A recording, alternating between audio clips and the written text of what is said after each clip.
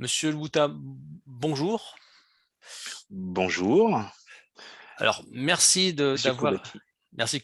Alors, en effet, donc merci d'avoir accepté cette interview pour Only Cap. Donc, Only Cap va interviewer l'ensemble des candidats dans la 10e circonscription de la Seine-Saint-Denis pour celles et ceux qui le souhaitent. D'accord. Et vous êtes le premier, donc déjà un grand merci. Quel Et honneur. quel honneur en effet. Puis écoutez, pour aller dans le vif du sujet, ce que je vous propose, c'est de vous présenter. Présentez-vous votre parcours politique et votre parcours professionnel. Alors, donc, moi, je suis Prince Loubota. Ma directrice de com va me dire de ne pas me tromper sur mon âge. Non, mais, non, mais voilà, j'ai 35 ans et je suis cadre commercial dans une boîte allemande. Alors, en termes de parcours politique, le moi est un peu haïssable. J'aime pas trop parler de moi, mais en termes de parcours politique, ça dépend de ce que l'on entend par politique. Si on entend par politique le fait que je sois un professionnel de la politique, c'est pas le cas. Tout simplement parce il y a 6 mois, j'étais chez moi assis en train de regarder Netflix et aller travailler le matin. Et j'ai été happé par la présidentielle et principalement par comment dire, le fait qu'Éric Zemmour présente sa candidature. Et donc, c'est par ce biais-là que j'ai commencé à côtoyer, on va dire, le monde politique tel qu'on le conçoit, enfin, tel que la majorité le conçoit. Cependant, personnellement, moi, je conçois la citoyenneté comme étant, comment dire, enfin, je conçois qu'on est citoyen lorsqu'on prend conscience de la direction de la cité. Et donc, si la politique, c'est s'occuper politiquement du sort de la cité France, en l'occurrence ici, c'est que oui, j'ai un intérêt très fort pour la politique par le biais des lectures, par le biais du fait que j'adore regarder les débats politiques. J'ai toujours considéré le peuple France comme un peuple politique. Ces dernières années m'ont un peu démenti. Donc, si la politique pour vous, enfin pour vous, pour ceux qui m'écoutent en tout cas, c'est le côté professionnel de la politique, je n'en suis pas un. Mais si la politique, c'est s'intéresser au sort de la cité, oui, je me suis toujours intéressé au sort social de la France et au sort identitaire de la France. Voilà. Alors, vous parlez donc de la candidature d'Éric Zemmour. Donc, on connaît tous maintenant le résultat de la présidentielle 2022. Donc, Ouais. Macron en tête, juste derrière Marine Le Pen, Jean-Luc Mélenchon juste derrière, et après, donc, assez loin derrière, Éric Zemmour, qui parvient quand même à se hisser au-dessus de la barre des 5%, mais qui, semble-t-il, a peut-être été sujet entre guillemets au vote utile. Mm. Comment vous l'analysez, vous, cette situation, la campagne de la présidentielle, comment vous l'aviez vécue et comment vous analysez ces résultats? Alors, je vais d'abord être honnête parce que j'ai toujours tendance à être honnête. Euh, D'abord une déception, mais pas une déception parce qu'Éric Zemmour a perdu, mais une déception pour la France. Moi, si je suis venu effectivement vers Éric Zemmour, c'est parce que comment dire, j'ai ressenti en moi un espoir que j'avais pas ressenti depuis longtemps de la part du milieu, on va dire, politique par rapport au sort de la nation. Éric Zemmour a été le seul vraiment qui a parlé du sort et du destin de la France comme ça devait être le cas logiquement lors des élections présidentielles et pas de mesurette. Donc de ce point de vue-là, la défaite pour moi est d'abord une défaite de la France. Euh, et ce résultat, si on veut rentrer un tout petit peu plus dans le détail, moi, la campagne, je l'ai vraiment vécue et c'était mon espoir parce que je me disais que l'abstention qui se creusait d'élection en élection était du fait que les gens ne parlaient plus de la France. Moi, c'était mon interprétation d'origine et que les Français se détachaient de l'élection présidentielle qui était l'élection qui est encore même, dans les faits, l'élection qui résiste le mieux à l'abstention. Euh, Néanmoins, donc moi je pensais qu'au travers cette épopée, parce que c'est comme ça que je l'ai vécu, comme une vraie épopée, je ressentais un peu certaines choses dont on a pu penser ou entendre du général de Gaulle. Il y avait vraiment la rencontre d'un homme et, euh, et du peuple tel que le général de Gaulle l'a voulu pour la Ve République. Et donc, moi, je l'ai vécu comme ça de l'intérieur. Et puis après, c'est vrai qu'il y a eu une cassure. Et pour moi, la cassure, enfin, il y a eu un sentiment où j'étais un tout petit peu effrayé parce que je connais quand même le monde médiatique et comment la bien-pensance a gangréné un certain milieu médiatique et même voire intellectuel. C'est lorsqu'il y a eu effectivement l'attaque de Vladimir Poutine, enfin l'attaque de Vladimir Poutine vis-à-vis de l'Ukraine. Et là, je me suis dit, ça va être compliqué. Mais pourquoi je me suis dit? Parce qu'en fait, les sujets qu'Éric Zemmour mettait sur la table, on voit très bien qu'avant avant l'attaque de Vladimir Poutine, il est en deuxième position dans les sondages. Il dépasse Marine Le Pen à ce moment-là. Et bizarrement, ou enfin, en tout cas comme les faits l'ont prouvé, il a commencé à avoir une dégringolade que je ne voulais pas croire au départ quand même, parce que je me disais, non, le peuple français est plus fort que ça, parce qu'en fait, tous les sujets qu'Éric Zemmour avait mis sur la table et qui sont les sujets du destin de la France ont été balayés par la guerre en Ukraine. Et comme Éric Zemmour a, a plutôt un électorat, on va dire, éduqué, entre guillemets, je le mets entre guillemets, hein, je ne préjuge pas de l'éducation des gens, mais en tout cas, ce sont plus les catégories supérieures qui votent, qui ont voté principalement Éric Zemmour, contrairement à Marine Le Pen qui a un vote un peu plus populaire. Il s'est passé que cet électorat-là, comme l'électorat de Valérie Pécresse, qui pour d'autres raisons a périclité, il se fait que cet électorat-là, visiblement, est allé dans ce que vous dites, donc vote utile, qui malheureusement dans les faits devient un vote futile, parce que bon, ils ont voté utile, mais pourquoi au final? Pour avoir la même configuration que les Français dans les sondages auparavant, je crois rejetés à 80%, si ma mémoire est bonne. Donc il y a eu cet effet-là, et je pense que les gens ont moins pensé à la France dans son destin. Et pour moi, le sujet reste majeur, le grand déclassement et le grand remplacement. Donc la catégorie d'électeurs, on va dire, que nous avons avec Éric Zemmour, je pense, sans petit à petit aller du côté vers Marine Le Pen, à voir si certains sont allés vers Emmanuel Macron.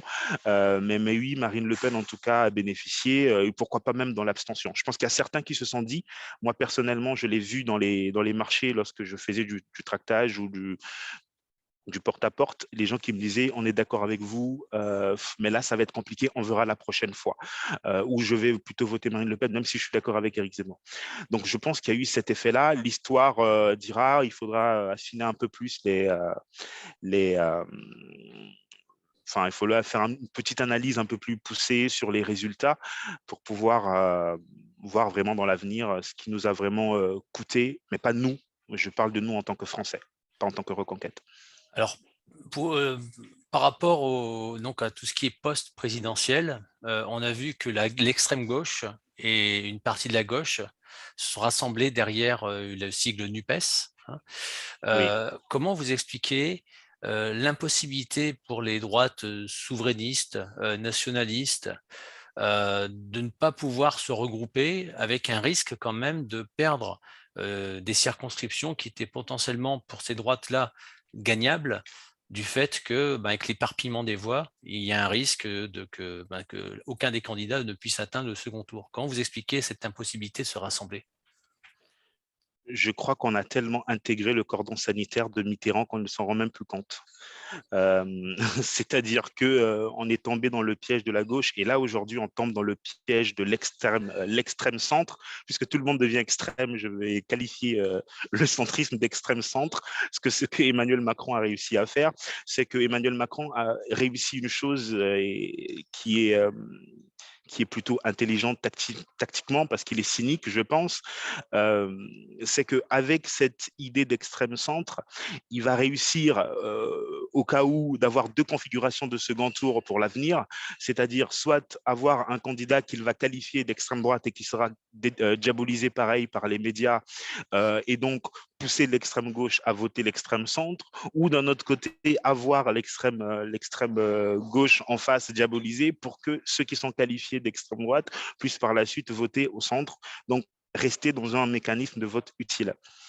Pourquoi est-ce que je vous dis ça? C'est tout simplement parce que aujourd'hui, à droite, on ne sait pas, on n'a pas mesuré, en tout cas une partie de la droite ne mesure pas aujourd'hui le cataclysme dans lequel nous sommes dans notre pays. Je tiens d'abord à dire, avant de poursuivre, c'est que j'ai un profond respect parce que là, principalement, je vais m'adresser aux électeurs du Rassemblement national et donc je vais m'adresser au Rassemblement national. Primo, je tenais à dire que j'ai un immense respect pour ce que les électeurs à l'époque du FN, des militants du FN, ont fait par rapport à la défense de la patrie. Donc, ce ne sont pas ces gens-là que je vais viser dans les propos qui vont suivre, parce que je pense qu'ils ont tenu la barre haute, mais que malheureusement, à cause du cordon sanitaire et à cause de la stratégie par la suite de dédiabolisation de Marine Le Pen, déjà le fait qu'elle-même, elle dise qu'elle se dédiabolise,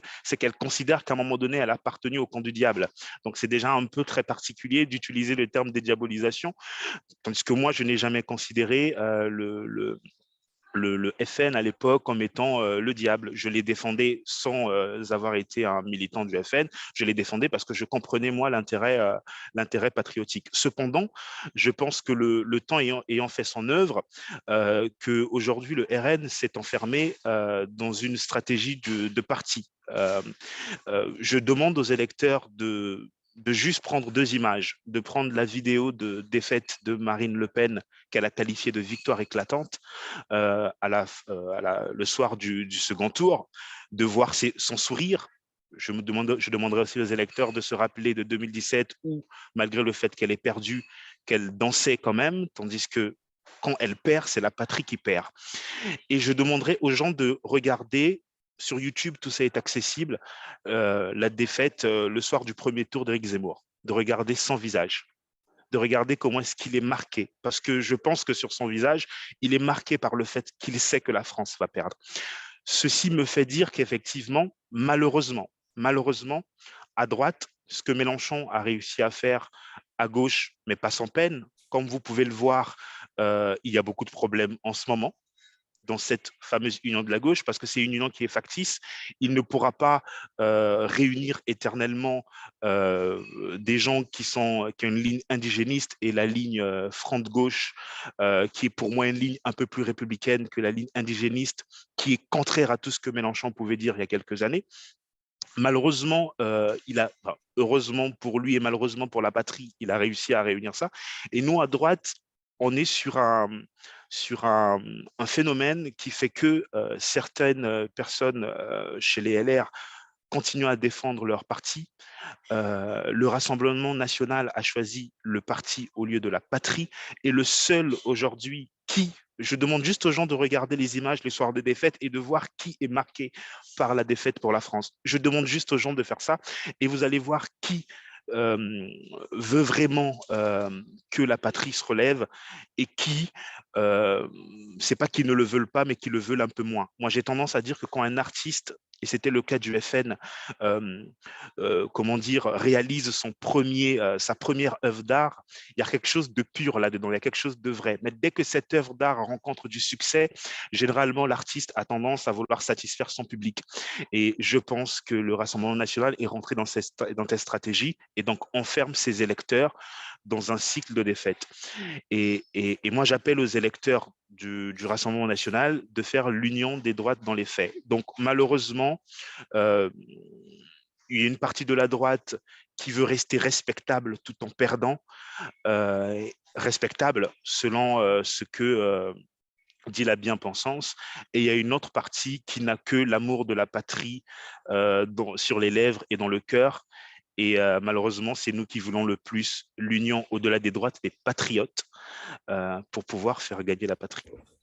Alors, rapidement, si vous, en 1 ou 2 minutes, si c'est possible, comment vous qualifierez Je vais essayer. donc, la situation économique et sociale du pays? Si vous deviez faire une synthèse, comment vous, par rapport à la dette, par rapport à la situation de la population, à la situation économique, comment vous voyez la France aujourd'hui et comment vous la voyez demain? Bah, La France vit un drame absolu, ça se voit dans les chiffres du chômage. Euh, je voudrais avoir une pensée, par exemple, pour nos soignants. On sait que en 25 ans, on a fermé 100 000 lits et qu'on a des soignants à cause des réductions budgétaires qui sont aussi du fait de la logique de la dette. On pourra reparler de la dette. Je pense que Emmanuel Macron a endetté le pays à hauteur de 600 milliards, si mes chiffres sont exacts, si ma mémoire est bonne, de 600 milliards qu'il a essayé d'attribuer au Covid-19, tandis qu'on ne sait qu'il n'y a que 165 milliards qui est attribué au Covid. Ça veut dire que euh, la politique aujourd'hui économique de la France n'est dirigée que par des gens qui ne pensent qu'à leur réélection. Et généralement, les néolibéraux, pour effectivement racheter leur réélection, ce qu'ils font, c'est qu'ils s'endettent. Donc, le pays s'endette et on sait comment est-ce que cette dette sera remboursée. Cette dette sera remboursée par une hausse d'impôts. Et donc, cette pression fiscale qui pèse de plus en plus sur la classe moyenne, notamment, qui s'appauvrit. Il faut relire Guy Louis avec la France périphérique, donc cette classe moyenne qui rejoint la France périphérique, enfin, en tout cas les classes populaires qui étaient jadis populaires et qui votaient d'ailleurs jadis à gauche, montrent très bien qu'il y a aujourd'hui un déclassement profond du pays. Ça se voit dans la santé, comme je vous l'ai dit, la fermeture des lits.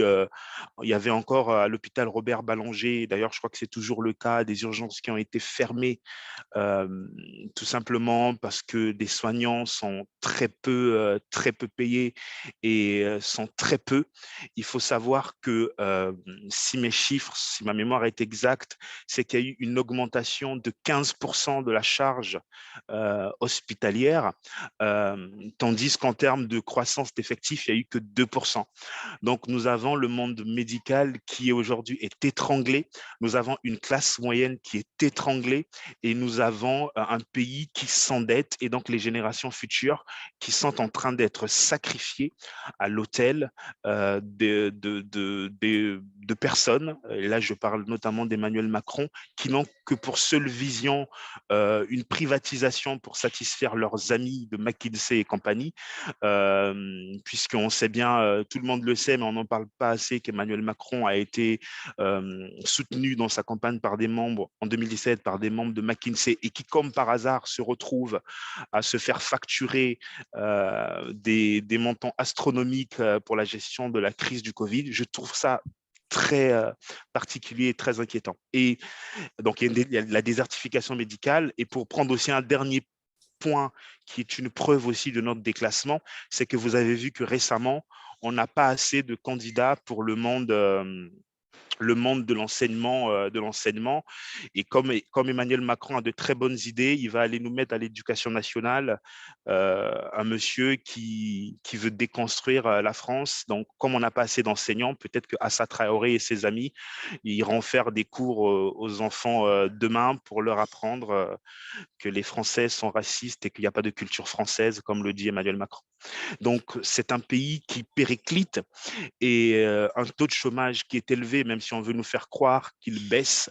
En tout cas, aujourd'hui, en fonction de si on prend les catégories, certaines catégories ou pas, on oscille entre 7 et 10%, et qu'il y a un appauvrissement qui est un appauvrissement réel. Donc, la situation de la France, pour vous dire, c'est une situation qui est dramatique et que les politiques que nous appliquons, mais tout simplement les politiques que nous avons aujourd'hui, n'ont aucun intérêt enfin, ne font pas en tout cas ce qu'il faut pour que cette France s'améliore. Et de ce fait, je ne parle pas de la fraude, de la fraude sociale. Qui dans l'enjeu de fraude, ce sont les impôts, c'est pour ça que je le cite, dans l'enjeu de fraude est à 50 milliards quasiment. Je ne parle pas de la fraude fiscale, dont l'enjeu de fraude est à 30 milliards et dont les gouvernements actuels, en continuant avec une politique migratoire et un système social qui est ouvert au monde, ne se rend pas compte du désastre que cela crée pour des Français, la pression notamment fiscale pour beaucoup de Français. Donc les Français s'appauvrissent concrètement et je ne crains que nous ayons pris pour 5 ans de plus. Malheureusement, les Français ont choisi de donner 1 minute de plus à notre bourreau. Alors, si vous êtes élu député demain, quelles Oui. seraient vos 3 priorités? Rapidement, hein, 3 priorités pour que vous puissiez nous je, dire. Voilà, allez-y. je suis désolé, Non, il n'y a aucun j'ai pas souci. tendance à faire bref. Il n'y a pas Mais de je vais souci. essayer de faire bref. Je vais prendre un sujet. Malheureusement, aujourd'hui, nous sommes pas au pouvoir. Donc, l'un des premiers sujets sur lesquels moi j'aimerais vraiment me battre, parce que je pense que ça sera ma façon de lutter contre le grand déclassement des Français, c'est lutter contre la fraude sociale et la fraude fiscale. C'est vraiment accompagner toutes les mesures qui vont aller effectivement lutter, mais on sait, hein, on sait où effectivement comment est-ce qu'on peut lutter contre la fraude, la fraude sociale aujourd'hui. C'est déjà, on a proposé des mesures pendant l'élection présidentielle. Avec une carte vitale biométrique, avoir un peu plus de contrôle là-dessus, notamment sur les étrangers qui viennent. Et moi, je peux vous raconter plein d'histoires de gens, puisque, comme vous pouvez le voir, si j'écoute mes gens de gauche, je suis un racisé. Donc, en tant que racisé, les autres racisés ont tendance à me dire un certain nombre de choses. Et je peux vous dire que je connais des histoires de personnes qui sont assez rocambolesques quant à la fraude sociale. Donc, pour moi, ça sera l'un des sujets parce que 50 milliards, un enjeu de 50 milliards n'est pas quand même négligeable. Donc, ça sera le premier point. Et le deuxième point, pour aller plus vite, donc j'ai bien dit fraude sociale et fraude fiscale parce qu'il y a aussi la fraude fiscale, je ne l'écarte pas. Ça, c'est pour rassurer les gens de gauche qui pensent qu'on ne lutte que contre une certaine catégorie. Non, il faut aussi lutter contre la fraude fiscale aussi. Et le deuxième sujet, c'est pour moi l'école. Et ça va rejoindre un peu la question de l'identité pour moi. Ça sera l'une des façons dont j'essaierai de lutter contre le grand remplacement de la France, parce qu'il y a un grand remplacement qui est un remplacement culturel aussi, éducatif. Et pour preuve, hier, on nous a annoncé quelqu'un qui va totalement déconstruire encore un peu plus les, euh, les élèves. Les élèves français. Et moi, j'aimerais vraiment aujourd'hui lutter demain pour que sur cette question de l'école, des lubies qui gangrènent l'école, ces idées qui nous viennent des États-Unis dans une espèce de confusion terrible de société qui fait qu'aujourd'hui, Eléa Traoré et certains lobbies LGBT qu'il ne faut pas confondre avec des personnes qui ont une orientation sexuelle quelconque. C'est juste il y a des lobbies aujourd'hui qui vont expliquer à des enfants dans des écoles. Je vais vous donner un chiffre que j'ai lu récemment. En Grande-Bretagne, en, en 5 ans, il y a eu une augmentation de la part des adolescentes de 3000, plus de 3000% de demandes d'injection de testostérone de la part d'adolescentes. Donc, plus de 3000%. Donc, on est dans un délire tout simplement parce qu'il y a des gens qui font une propagande qui est massive dans les écoles et qui fait qu'aujourd'hui, on est dans une forme de confusion parce que, et d'ailleurs, les gens de gauche devraient s'interroger pourquoi est-ce que ceux qui veulent lutter contre les néolibéraux, ils sont d'accord avec toutes les lubies, ils sont d'accord ensemble avec les néolibéraux contre lesquels ils luttent sur toutes ces lubies de déconstruction des individus, mais toujours de la même façon. Hein. C'est l'Occident qui est visé dans cette déconstruction. Euh, et moi, je veux vraiment lutter contre tout cela à l'école pour que l'école reste un endroit où tout Français va apprendre la France, mais à la base, apprendre à lire, écrire compter et apprendre à aimer la France. Donc pour moi, ce sont les deux sujets. Et le troisième sujet, puisque vous m'en avez demandé trois, c'est peut-être aussi un aspect démocratique. J'essaie de réfléchir, on est en train de travailler là-dessus avec les personnes qui m'accompagnent dans ma petite équipe, qui est une équipe modeste, mais qui est une équipe formidable, de réfléchir aussi à des aspects sur comment améliorer la démocratie. Peut-être que lors de mon mandat, si je suis élu, c'est de redonner, enfin d'essayer de créer des cercles qui redonnent goût, redonnent le goût de la politique aux citoyens via peut-être des cercles d'exercice citoyen où effectivement non seulement je viendrai rendre des comptes, mais ça se fait déjà sur ce qui se discute à l'Assemblée nationale, mais également apprendre aux citoyens de ma circonscription, à apprendre un peu plus notre constitution, apprendre à comment est-ce qu'on écrit des lois, leur proposer aussi éventuellement, leur faire participer, pourquoi pas, à l'élaboration de certaines lois, en tout cas à des idées de lois qu'on pourrait faire valoir. Pour moi, ces trois aspects comme ça, modestes, puisque nous ne sommes pas aux affaires, ça veut dire que la politique générale qui va nous diriger n'est pas la nôtre. C'est peut-être trois aspects sur lesquels je pourrais travailler et peut-être même rassembler du monde, que ce soit sur la lutte contre la fraude fiscale et la fraude sociale pour lutter contre le grand déclassement parce que ça rendra de l'argent aux Français, sur la lutte contre la déconstruction de l'identité française via l'école, et puis sur l'amélioration un tout petit peu de notre démocratie. Voilà. Alors, si vous pouvez répondre par pour ou contre sur les 2-3 questions que je vais vous poser, ce serait parfait.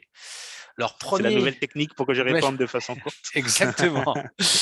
Alors, premier sujet, c'est un sujet anxiogène. Alors, vous pouvez, si vous voulez préciser peut-être, mais pour ou contre, déjà, c'est pas mal. Est-ce que vous êtes pour ou contre l'abrogation ou la suppression du pass sanitaire et du pass vaccinal? Je suis pour sa suppression, oui. Parce que D'accord, le pass vaccinal et pass sanitaire n'a plus un intérêt médical, mais c'est un intérêt politique et j'en suis totalement contre. d'accord. Alors, est-ce que vous êtes pour ou contre la proportionnelle intégrale à l'Assemblée nationale? Ah, c'est une très belle question. Je vais vous donner 2 minutes, juste vraiment 2 minutes. Pas de souci. Euh, voilà. Euh, Dans l'absolu, je suis contre, parce que je suis vraiment pour la Ve République telle que l'a voulu le général de Gaulle, donc avec une majorité qui permette au président que le président puisse effectivement appliquer sa politique. Il faut savoir que la Ve République a été érigée pour lutter contre le gouvernement parlementaire, si je peux résumer ça ainsi, et que même des gens comme Léon Blum essayaient de renforcer certains types de pouvoirs pour réduire les pouvoirs de l'Assemblée. Euh, néanmoins, donc, de base, je suis contre, d'autant plus que nous sommes en période de crise. Moi, je considère que la France est en crise et que euh, la seule république ou la seule constitution qui peut effectivement donner une efficacité au pays, c'est la Ve République et le système que nous avons actuellement. Néanmoins, j'estime que le général de Gaulle avait pensé à cette constitution parce qu'il faisait vraiment confiance à ses successeurs. Et j'estime que ses successeurs ont failli dans tous les sens du terme, que la classe politique s'est totalement dégradée et qu'aujourd'hui, au pouvoir, nous avons élu un jeune impétueux qu'on a renforcé lors de la dernière élection présidentielle.